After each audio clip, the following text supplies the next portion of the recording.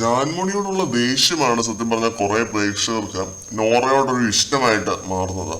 നോറ അത്ര വലിയ ഗെയിമറൊന്നുമല്ല, ബഹളം വെച്ചിട്ട് പോയി കരയുന്ന വെറും ആവറേജ് ആണ് എന്നെ സംബന്ധിച്ചിടത്തോളം.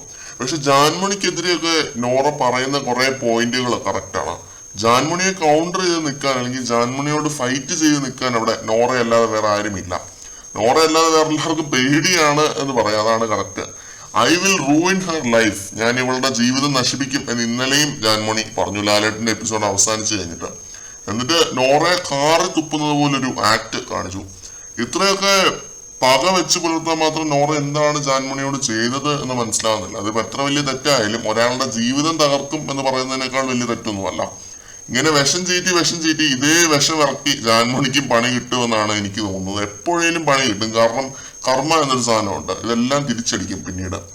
എല്ലാ ആഴ്ചയും ലാലേട്ടൻ ബിസിനസ് ക്ലാസ്സിൽ കയറ്റി ഏറെ വിടാൻ മറക്കാത്ത ഒരാളാണ് ജാൻമണി. ഇന്നലെയും വ്യത്യസ്തമൊന്നും ആയിരുന്നില്ല. ജാൻമണിയുടെ അഹങ്കാരവും താനെന്ന ഭാവവും ഒക്കെ ഇന്നലെയും ലാലേട്ടൻ പൊളിച്ചെടുക്കും. മരുന്ന് കുടിക്കുന്ന ആ ഒരു ടാസ്കില് ജാൻമണിക്ക് ഇവിടെ ഒരു പ്രത്യേകതയില്ല, കുടിച്ചേ പറ്റൂ എന്ന് ലാലേട്ടൻ പറഞ്ഞു. ജാൻമണി അത് മാറ്റി വെക്കാൻ പോയി, ആ ഒരു നോറ കൊടുത്ത ആ ഒരു മരുന്ന്. ഈ സീസണിലെ ലാലേട്ടന് ഒരു രക്ഷയില്ല. കഴിഞ്ഞ സീസൺസിലൊക്കെ എല്ലാ വിമർശനങ്ങളും കണക്കിലെടുത്ത് എല്ലാം പരിഹരിച്ചു എന്ന് വേണമെങ്കിൽ പറയാം. എല്ലാ ആഴ്ച എല്ലാവർക്കും ഡോസിന് കൊടുക്കുന്നുണ്ട്.